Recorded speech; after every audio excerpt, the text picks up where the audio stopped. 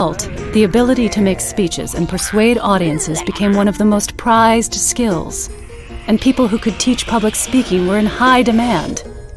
One of the most famous of these was the philosopher Aristotle. He wrote the most influential text on rhetoric in Western history, which is still used in classes today. The study of rhetoric was not just confined to Europe.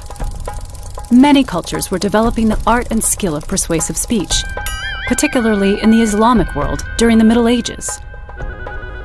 Rhetoric experienced a rebirth in Europe during the Renaissance and Reformation.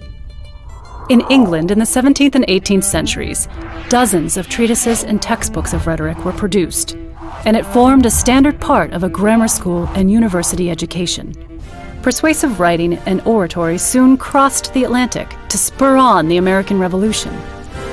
Rhetoric formed a key part of the education of statesmen and leaders whose words we still remember today, including those who had to teach themselves, like Frederick Douglass and Abraham Lincoln. We're not wearing togas anymore, or powdered wigs. But in the age of mass media, the ability to communicate your message and to interpret the messages of others is more important than ever. This doesn't just apply to journalism or politics, and it doesn't mean arguing all the time. In fact, whether at work, in school, on social media, or around the kitchen table, we are constantly participating in civic discussion and finding ourselves in situations where it is important to articulate our thoughts.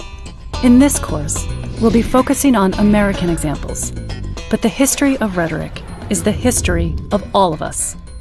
The concepts you'll learn apply to every culture and every language. With enough practice, you too can become an accomplished rhetorician. Let's get started.